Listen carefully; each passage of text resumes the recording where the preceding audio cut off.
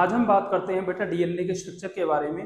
Last video के अंदर हमने इसमें चैप्टर के अंदर पढ़ा था कि न्यूक्लियोटाइड क्या होते हैं, न्यूक्लिक एसिड क्या होते हैं और न्यूक्लियोटाइड का जो स्ट्रक्चर है वो किस तरह से बनता है। आज हम बात करते हैं कि डीएनए क्या होता है। जो जिस टॉपिक के ऊपर हमें ये पूरा चैप्टर पढ़ना है, आज हम उसकी शुरुआत कर रहे हैं, जो कि क्या है बेटा DNA. As we know that DNA की जो फुल फॉर्म होती है बेटा वो क्या होती है, डीऑक्सी राइबो न्यूक्लिक एसिड। अब होता क्या है, डीएनए क्या है बेटा, एक एसिडिक सब्सटेंस होता है जो कहाँ पाया जाता है, हमारी सेल की न्यूक्लियस के अंदर पाया जाता है। और सबसे पहले जो डीएनए की डिस्कवरी करी थी वो किसने करी थी, फ्रेडरिक मिशर ने करी थी इन 1869। और डीएनए की जो टर्म है वो किसने दी थी, जकारियास एक साइंटिस्ट था, उसने इस टर्म को दिया था डीएनए को। अगर डीएनए की बात करें हम, डीएनए होता क्या है बेटा, ये एक लॉन्ग पॉलीमर होता है डीऑक्सी राइबो न्यूक्लियोटाइड्स का। यानी इसके अंदर जो पेंटोज शुगर है तो वो तो कौन सी होगी, डीऑक्सी राइबोज होगी, और उसके साथ में क्या मिलके बने हुए होंगे, न्यूक्लियोटाइड मिलके बने हुए होंगे। इसमें क्या होता है बेटा, डीएनए जो होता है, ये हमने पहले पढ़ा था, ये क्या होता है, एक नेगेटिवली चार्ज मॉलिक्यूल होता है। और नेगेटिवली चार्ज होने का मेन कारण क्या है, क्योंकि डीएनए के अंदर क्या पाया जाता है, फॉस्फेट ग्रुप पाया जाता है। और उसी PO4 3 नेगेटिव की वजह से डीएनए पे जो चार्ज आता है वो कौन सा चार्ज आता है, नेगेटिव चार्ज आता है। डीएनए के अंदर जो बेटा पेंटोज शुगर पाई जाती है वो कौन सी होती है, डीऑक्सीराइबोज। दो तरह की पेंटोज शुगर हमने पढ़ी थी, एक राइबोज और एक डीऑक्सीराइबोज। राइबोज में से जब सेकंड पोजीशन पे से ऑक्सीजन का रिमूवल हो जाता है तो वही राइबोज किसमें कन्वर्ट हो जाती है, डीऑक्सीराइबोज के अंदर। तो डीएनए के अंदर पेंटोज शुगर कौन सी है, डीऑक्सीराइबोज। और चार तरह के नाइट्रोजन बेस पाए जाते हैं, एडेनिन, थाइमिन, ग्वानिन और साइटोसिन। राइबो आरएनए जब हम पढ़ेंगे, आरएनए के अंदर थाइमिन रिप्लेस हो जाता है यूरेसिल से, बाकी तीन जो बेस होते हैं वो क्या होते हैं, सेम होते हैं। अगर हम बात करें बेटा स्ट्रक्चर की, तो सबसे पहले डीएनए के स्ट्रक्चर के बारे में जो जानकारी दी थी वो दो साइंटिस्ट थे, एक तो थे विल्किन और एक थी फ्रैंकलिन, रोजालिंड फ्रैंकलिन।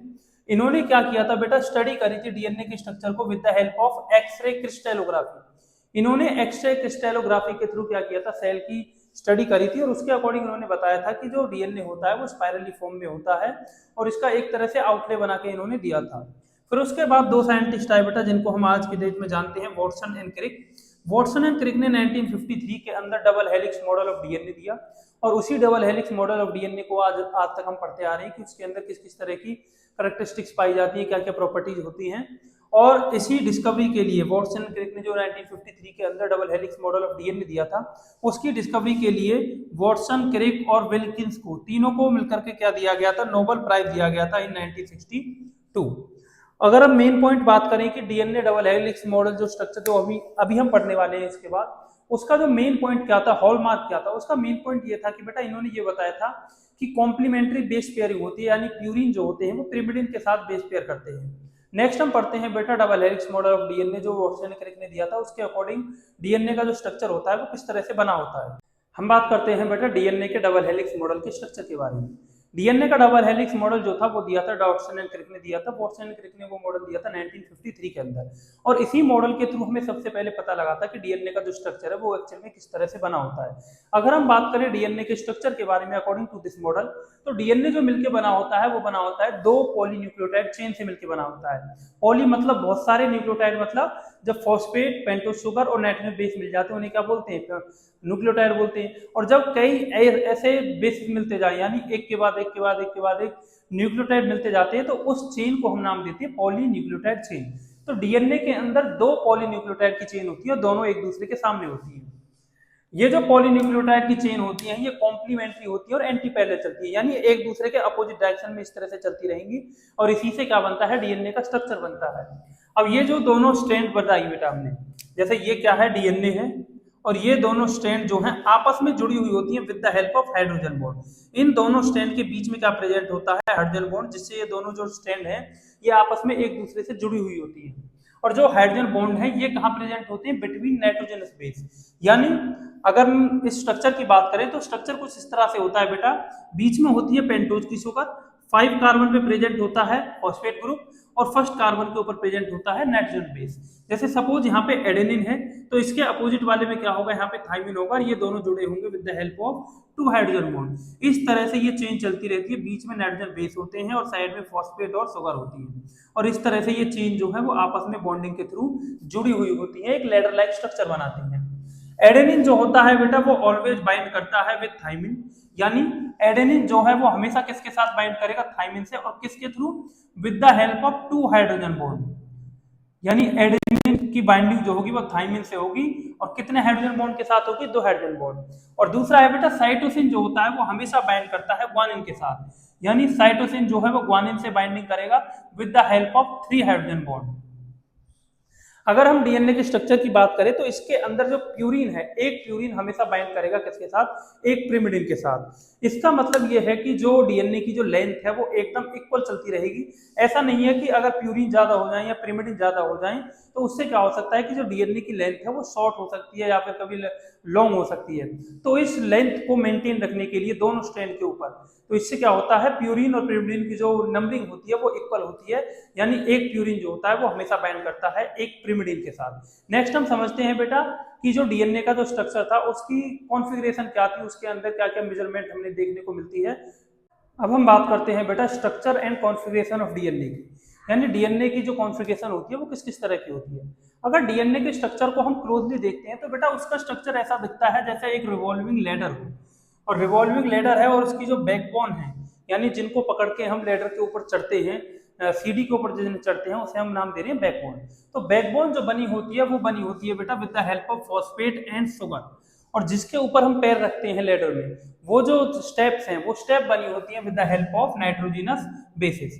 अगर हम बात करें डीएनए के स्ट्रक्चर की तो कुछ इस तरह का डीएनए का स्ट्रक्चर हमें देखने को मिलता है सेल के अंदर।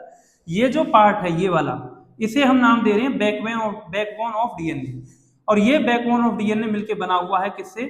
शुगर प्लस में फॉस्फेट, और इनके बीच में होती हैं स्टेप्स जिन्हें हम नाम देते हैं नाइट्रोजिनस बेस, और ये नाइट्रोजिनस बेस किससे जुड़ी हुई होती हैं? With the help of hydrogen bond. जैसे यहाँ पे ए और टी की बाइंडिंग होगी, यहाँ पे जी है तो यहाँ पे साइटोसिन होगा, यहाँ पे सी है तो यहाँ पे क्या होगा? जी होगा। तो इस तरह का एक स्ट्रक्चर बनता है डीएनए का, इसी को हम बोलते हैं double helix model of DNA. इसके अंदर कुछ चीजें हमें देखने को मिलती हैं, जैसे बेटा दो जो चेन होती हैं वो एंटी पैरेलल पोलैरिटी में होती है। एंटी पैरेलल पोलैरिटी का मतलब क्या होता है कि एक जो चेन होती है उसके स्टार्टिंग पॉइंट को हम नाम देते हैं बेटा 5 प्राइम एंड, और लास्ट पॉइंट को हम नाम देते हैं 3 प्राइम एंड। ऐसे ही जो इसके दूसरी वाली चेन होगी वो जस्ट इसके अपोजिट होगी, यानी इसका 3 प्राइम एंड ऊपर होगा और इसका 5 प्राइम एंड नीचे होगा।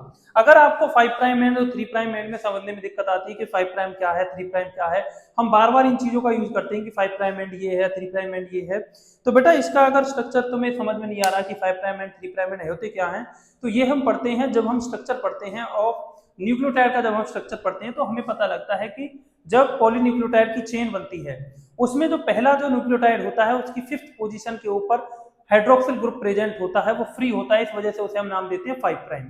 ऐसे ही जो लास्ट जो पॉलीन्यूक्लियोटाइड बनता है उसके अंदर 3rd पोजीशन के ऊपर क्या फ्री रह जाता है? हाइड्रोक्सिल ग्रुप, इस वजह से उसे हम नाम देते हैं 3 प्राइम एंड। तो इसके अपोजिट होगा दूसरा जो स्टैंड होगा, 3 प्राइम एंड ऊपर हो जाएगा, 5 प्राइम एंड नीचे आ जाएगा। नेक्स्ट है बेटा हर डिस्टेंस जो होती है बिटवीन 2 सक्सेसिव स्टेप्स, यानी एक स्टेप के बीच में एक नाइट्रोजन बेस और ये दूसरा नाइट्रोजन, इनके बीच की जो डिफरेंस है ये होती है बेटा 3.4 एंगस्ट्रॉम। और एक टर्न के अंदर, जैसे यहां से यहां तक ये क्या है? एक टर्न है। एक टर्न के अंदर हमें टोटल जो बेस पेयर देखने को मिलते हैं वो कितने होते हैं? 10 बेस पेयर, या फिर हम सिंपल लैंग्वेज में बोले तो 10 स्टेप्स होते हैं। और हर एक के बीच में कितनी डिस्टेंस है? 3.4। तो एक टर्न की लेंथ कितनी होगी हम पता लगा सकते हैं, 3.4 इंटू 10 इक्वल्स टू कितना आ जाएगा बेटा? 34 एंगस्ट्रॉम। तो डीएनए के अंदर एक टर्न की जो लेंथ होती है वो कितनी होती है? 34 एंगस्ट्रॉम। अगर हम बात करें डायमीटर की तो एक डीएनए का जो डायमीटर होता है बेटा वो होता है अराउंड 20 एंगस्ट्रॉम। इतना समझ में आया? टर्न की लेंथ पता चल गई और डायमीटर पता चल गया। हर एक डीएनए के अंदर जब वो स्पाइरली कॉइल्ड फॉर्म में होता है तो उसके अंदर दो तरह के ग्रुप बनते हैं। एक तो बनता है बेटा बड़ा ग्रुप, यानी बड़ा जो एरिया बनता है, गैप बनता है, उसे हम नाम देते हैं मेजर ग्रुप। और एक बनता है बेटा जस्ट इसके सामने वाला, वो बनता है छोटा ग्रुप, इसे हम नाम देते हैं माइनर ग्रुप। इतना समझ में आया? नेक्स्ट हम पढ़ते हैं कि न्यूक्लियस के अंदर, यूकैरियोट की अगर हम बात करें तो न्यूक्लियस के अंदर जो डीएनए होता है वो एसोसिएटेड होता है with the help of protein, यानी न्यूक्लियस के अंदर, यूकैरियोट के अंदर जो डीएनए होता है बहुत ही कॉइल्ड फॉर्म में प्रेजेंट होता है और वही कॉइल्ड फॉर्म बनकर के आगे क्या बनाता है, क्रोमोसोम बनाता है। तो ये कॉइलिंग होती है, ये कॉइलिंग होती है अराउंड द हिस्टोन प्रोटीन, और हिस्टोन प्रोटीन के अराउंड ये कॉइल होकर के क्या बनाता है, न्यूक्लियो प्रोटीन का फॉर्मेशन बनाता है। और ये न्यूक्लियो प्रोटीन की जो फॉर्मेशन होती है, डीएनए और हिस्टोन जो आपस में लिंक होते हैं, वो लिंक होते हैं with the help of salt linkage, जिसकी जो प्रेजेंस में होता है, मैग्नीशियम की प्रेजेंस में कैटालाइज होता है। तो आज हमें ये समझ में आ गया कि स्ट्रक्चर कॉन्फ़िगरेशन क्या होता है। नेक्स्ट हम पढ़ते हैं बेटा इरविन चारगाफ का रूल क्या था। चारगाफ ने एक बहुत ही मेन रूल दिया था डीएनए के स्ट्रक्चर के अंदर, आइए हम उसी के बारे में बात करते हैं। चारगाफ इक्विवेलेंसी रूल हमें बताता है बेटा इरविन चारगाफ एक साइंटिस्ट था जिसने क्या दिया था, चारगाफ इक्विवेलेंसी रूल दिया था। इसके अकॉर्डिंग इसने बताया कि एक डीएनए के अंदर जो अमाउंट ऑफ प्यूरिन होगा वो ऑलवेज इक्वल होगा अमाउंट ऑफ pyrimidine, यानी एक डीएनए के अंदर जितने प्यूरिन होंगे उतने ही क्या पाए जाएंगे, pyrimidine पाए जाएंगे। और प्यूरिन और pyrimidine जो होते हैं बेटा वो एक डीएनए के अंदर इक्वल होंगे, और अगर इन दोनों के इक्वल का हम रेशियो निकालते हैं, जैसे प्यूरिन अपॉन में pyrimidine, तो इनका जो रेशियो आता है वो ऑलवेज कांस्टेंट आता है, 1 आता है। ये चीज बताई थी चारगाफ ने, इसी को हम नाम देते हैं चारगाफ इक्विवेलेंसी रूल। और इसके अकॉर्डिंग ये भी हमें पता लगता है कि अगर किसी डीएनए के अंदर जी और सी कंटेंट ज्यादा है, यानी ग्वानिन और साइटोसिन ज्यादा पाए जा रहे हैं, तो उस डीएनए का जो मेल्टिंग पॉइंट है वो क्या होगा, बहुत ज्यादा होगा। क्यों होगा कि अगर किसी के अंदर एडेनिन और थाइमिन है और किसी के अंदर ग्वानिन और साइटोसिन है, तो इसमें से जो मेल्टिंग पॉइंट है ज्यादा वो उस वाले का होगा जिसके अंदर ज्यादा मात्रा में क्या पाए जा रहे होंगे, ग्वानिन और साइटोसिन पाए जाएंगे।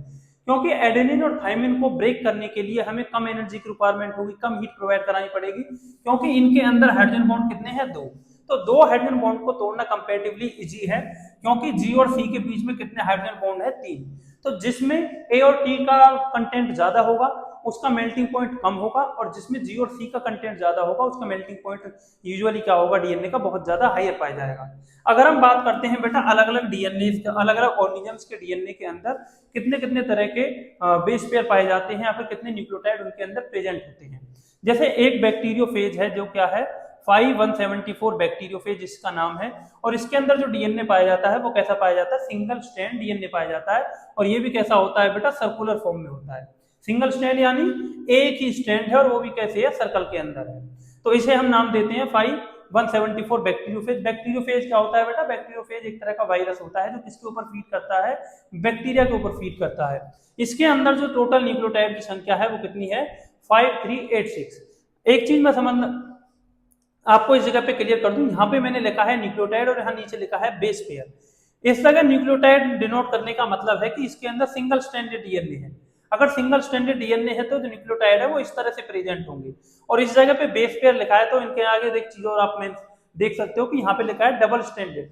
डबल स्ट्रैंडेड का मतलब है कि इसके साथ एक और स्ट्रैंड है और इसके अपने क्या होंगे, न्यूक्लियोटाइड होंगे, तो ये आपस में मिलकर क्या बना लेते हैं, बेस पेयर बना लेते हैं। इस वजह से यहाँ पे बेस पेयर डिनोट किया गया और यहाँ पे क्या है, न्यूक्लियोटाइड बनाया गया है। अगर हम दूसरा बात करें, जैसे लैम्डा बैक्टीरियोफेज के अंदर क्या पाया जाता है, डबल स्ट्रैंडेड डीएनए पाया जाता है, और ये भी कैसा होता है, सर्कुलर होता है।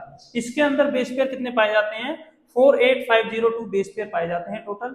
अगर हम बात करें बहुत ही मोस्ट फेमस बैक्टीरिया जिसको हम बायोलॉजी के अंदर बहुत ज्यादा पढ़ते हैं, जो कि क्या है, इकोलाई, इस्चेरिशिया कोलाई, इसके अंदर भी कौन सा डीएनए पाया जाता है, डबल स्ट्रैंडेड डीएनए पाया जाता है, और ये भी कैसा होता है, सर्कुलर डीएनए होता है। इसके अंदर जो नंबर ऑफ बेस पेयर पाए जाते हैं वो पाए जाते हैं 4.6 × 10⁶ बेस पेयर। और अगर हम बात करें अपने ह्यूमंस के बारे में बात करें, ह्यूमन के अंदर अगर हैप्लोइड सेल की अगर बात करनी है, हैप्लोइड सेल जैसे सपोज स्पर्म हो गया, एग हो गया, वो क्या होती है, हैप्लोइड होती है।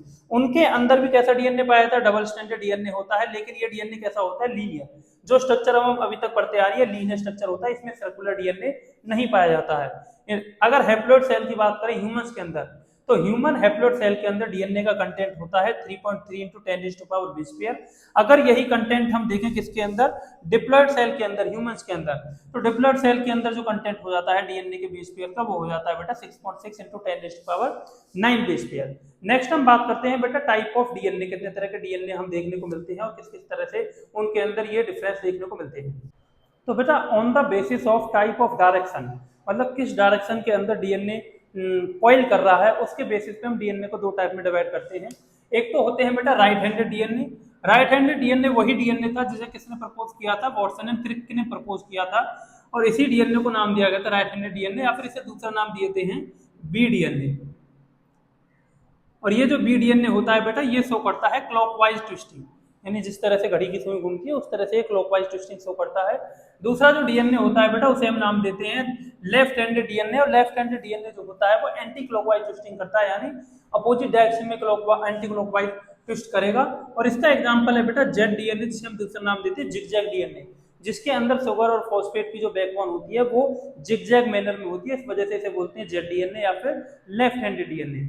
अब हम बात करते हैं बेटा पैकेजिंग ऑफ डीएनए की, कि सेल के अंदर जो डीएनए है वो किस तरह से पैक होता है। सबसे पहले पैक होने से पहले हमें ये जानने की जरूरत है कि एक डीएनए की जो लेंथ है वो कितनी होती है एक सेल के अंदर। अगर हम ये बात करें कि ह्यूमन सेल के अंदर एक डीएनए की लेंथ कितनी होती है, तो बेटा अभी हमने पढ़ा था डीएनए के डबल हेलिक्स मॉडल के स्ट्रक्चर के अंदर कि जो दो बेस पेयर की जो डिस्टेंस होती है, दो बेस पेयर के बीच की जो डिस्टेंस होती है वो कितनी होती है 3.4 एंगस्ट्रॉम। तो हम इसे किस में कन्वर्ट कर सकते हैं, मीटर में कन्वर्ट कर सकते हैं, क्योंकि हमें पता है एक एंगस्ट्रॉम के अंदर कितने मीटर होते हैं 10⁻⁻10 मीटर। तो 3.4 एंगस्ट्रॉम को जब मीटर में कन्वर्ट करेंगे तो सिंपली क्या होगा 3.4 इंटू 10⁻⁻10 मीटर। और ये भी हमने अभी पढ़ा है कि एक ह्यूमन डिप्लॉयड सेल के अंदर जो टोटल बेस पेयर पाए जाते हैं वो कितने पाए जाते हैं 6.6 इंटू 10⁹ बेस पेयर। तो जब हमें बेस पेयर पता है, उनके बीच की डिस्टेंस पता है, तो हमें पूरे बेस पेयर की लेंथ पता चल जाएगी कि कितनी लेंथ है।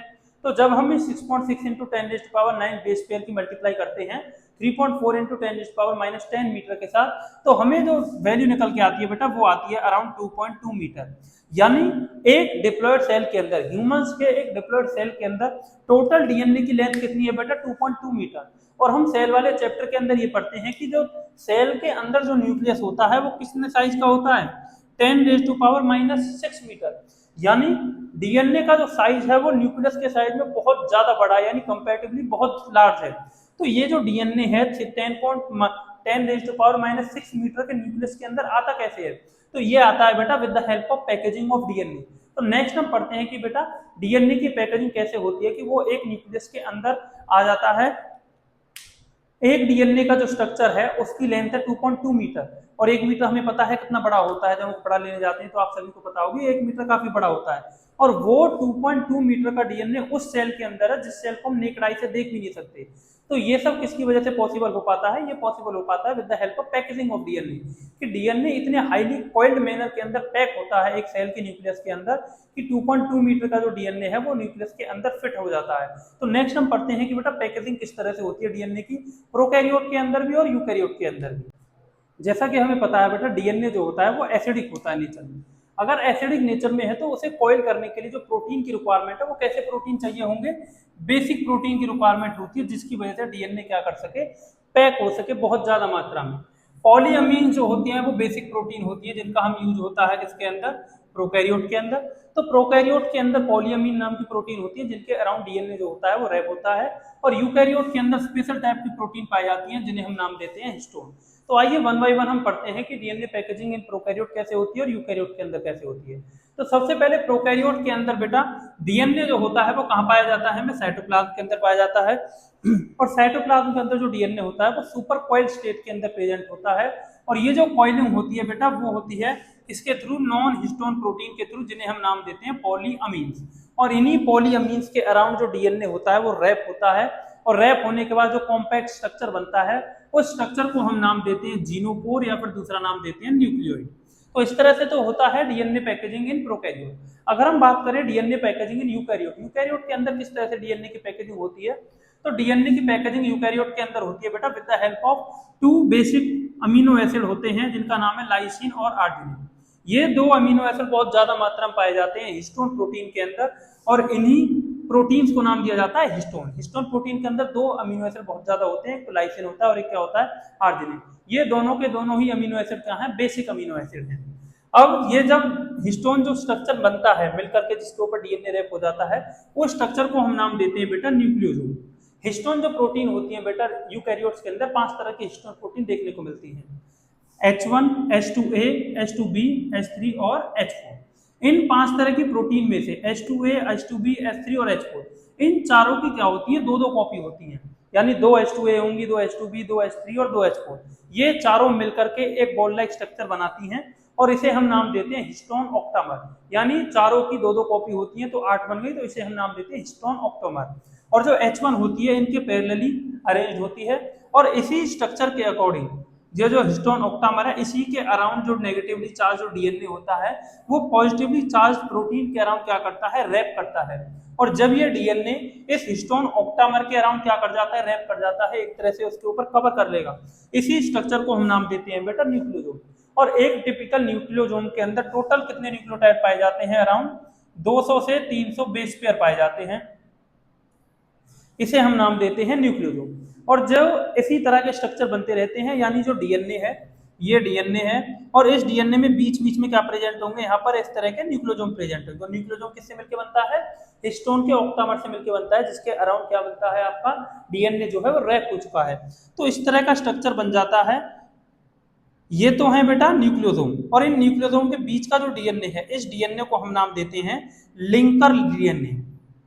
तो लिंकर डीएनए क्या होता है, वो डीएनए का स्ट्रैंड जो दो न्यूक्लियोसोम को अटैच करता है, उस डीएनए को हम बोलते हैं लिंकर डीएनए।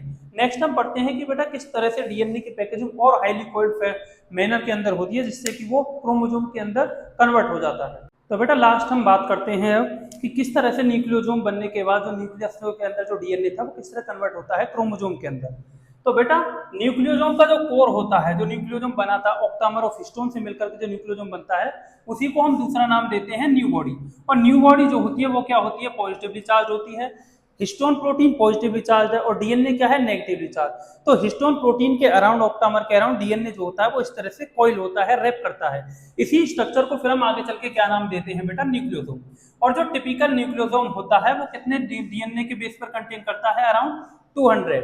और 200 बेस पेयर कंटेन करने के बाद जो डीएनए प्रेजेंट होता है बिटवीन टू एडजेसेंट न्यूक्लियोसोम, यानी जैसे ये देखो, ये न्यूक्लियोसोम है, ये न्यूक्लियोसोम है, ये न्यूक्लियोसोम है, और इन दोनों न्यूक्लियोसोम के बीच का जो डीएनए है, इस डीएनए को हम नाम देते हैं बेटा लिंकर डीएनए। यानी ये लिंक कर रहा है, दो न्यूक्लियोसोम को आपस में लिंक कर रहा है, इस वजह से इस डीएनए को क्या बोलते हैं, लिंकर डीएनए। तो जो न्यूक्लियोसोम होता है वो लिंकर डीएनए, जो समझ में आ गया। तो न्यूक्लियोसोम जो होता है बेटा वो आगे चल के ऐसी अपीयरेंस देता है जैसे एक धागे के अंदर क्या प्रो दिए गए हो, मोती प्रो दिए गए हो। जैसे एक माला होती है, माला के अंदर क्या है, धागा है, और धागे के ऊपर क्या है, जगह जगह पे मोती लगे हुए हैं। इसी तरह की स्ट्रक्चर बन जाती है न्यूक्लियोसोम की। एक दिन लिंकर डीएनए, फिर न्यूक्लियोसोम, लिंकर डीएनए, फिर न्यूक्लियोसोम। तो इस स्ट्रक्चर को हम नाम देते हैं बेटा beads on sting. Beads on sting का मतलब एक धागे के ऊपर मोती प्रो दिए गए हैं। तो बेटा आगे चल के जब इसमें फर्दर कॉइलिंग होती है, डीएनए होता है, डीएनए का जो डायमीटर होता है वो कितना होता है, 2 नैनोमीटर या फिर 20 एंगस्ट्रॉम। ये आगे चल के हाईली कॉइल्ड होता है, क्या स्ट्रक्चर बनाता है, न्यूक्लियोसोम। न्यूक्लियोसोम का डायमीटर कितना होता है, 10 नैनोमीटर। फिर ये न्यूक्लियोसोम और ज्यादा आगे चल के कॉइल होता है, फिर ये बनाता है क्रोमेटिन। क्रोमेटिन का जो डायमीटर होता है वो कितना होता है, 30 नैनोमीटर। ये और ज्यादा ऐसे ही कॉइलिंग करते करते करते करते एंड लास्ट में आकर के क्या बनाता है, ये क्रोमोसोम बनाता है। और क्रोमोसोम का जो डायमीटर होता है वो क्या होता है, 1400 नैनोमीटर होता है। और यही क्रोमोसोम जो होते हैं ये एस फेज के अंदर क्या करते हैं, डीएनए रेप्लिकेशन के टाइम पे ये टेक प्लेस करते हैं, जिसमें सेल साइकिल जब होगी तो यही क्रोमोसोम क्या होंगे, सेल के थ्रू दूसरी पेरेंट डॉटर सेल के अंदर ट्रांसफर होते हैं। तो आपको बेटा ये समझ में आया होगा डीएनए की पैकेजिंग कैसी होती है। डीएनए की जब पैकेजिंग हो रही होती है तो उसके अंदर हमें दो तरह के रीजन देखने को मिलते हैं। एक तो होता है यूक्रोमेटिन और एक होता है हेट्रोक्रोमेटिन। यूक्रोमेटिन बेटा वो वाला रीजन होता है जो लाइटली कॉइल्ड होता है, यानी उस जगह पे, जिस जगह पे जो डीएनए है वो कम कॉइल्ड हुआ है उसे हम बोलते हैं यूक्रोमेटिन। और जिस जगह पे जो डीएनए है वो बहुत ज्यादा कॉइल्ड हो गया है उसे हम बोलते हैं हेट्रोक्रोमेटिन। तो जिसमें कॉइलिंग कम है उसको अनरैप करना भी इजी होगा, उसको खोलना इजी होगा। तो इस वजह से यूक्रोमेटिन जो होता है वो ट्रांसक्रिप्शनली एक्टिव होता है, यानी इसके अंदर ट्रांसक्रिप्शन जो है वो इजीली हो जाएगी क्योंकि ये जल्दी से ओपन हो जाएगा। लेकिन हेट्रोक्रोमेटिन जो होता है वो ट्रांसक्रिप्शनली इनएक्टिव होता है क्योंकि वो इतना ज्यादा कॉइल्ड होता है जिसकी वजह से उसे ओपन अप करना ही मुश्किल होता है। यूक्रोमेटिन लूजली अरेंज्ड है तो इसके अंदर जो कलर है वो क्या आएगा, लाइट कलर आता है, क्योंकि कलर जाएगा और लूजली अरेंज होने की वजह से कलर निकल आता है। इस वजह से ये क्या होते हैं, लाइटली स्टेन्ड होते हैं। और हेट्रोक्रोमेटिन बहुत ज्यादा कॉइल्ड फॉर्म में है, टाइटली है, जिसकी वजह से इनके अंदर एक बार कलर जाएगा तो वो कलर इनके अंदर ट्रैप हो जाता है। इस वजह से ये क्या होते हैं, डार्क स्टेन्ड होते हैं। तो आई होप बेटा आपको आज का टॉपिक समझ में आया होगा। डीएनए का स्ट्रक्चर पढ़ा हमने, double helical model of structure DNA पढ़ा, वाटसन क्रिक की कहानी पढ़ी, और उसके बाद हमने पैकेजिंग ऑफ डीएनए पढ़ा कि पैकेजिंग किस तरह से होती है प्रोकैरियोट के अंदर, यूकैरियोट के अंदर। नेक्स्ट वीडियो के अंदर हम जानेंगे कि किस तरह से सर्च ऑफ जेनेटिक मटेरियल की खोज चली थी, कि जेनेटिक मटेरियल को प्रूफ करने के लिए कि वो डीएनए है, प्रोटीन है या फिर आरएनए है, कौन कौन से साइंटिस्ट आगे आए और किसने फिर आगे जाके प्रूफ किया कि जो जेनेटिक मटेरियल होता है वो एक्चुअल में क्या होता है, डीएनए होता है। तो ऐसे ही इन्फॉर्मेटिव वीडियोज के लिए, बायो से रिलेटेड कंटेंट के लिए मेरे पेज बायोमेंटर 20 को फॉलो करें। Thank you so much.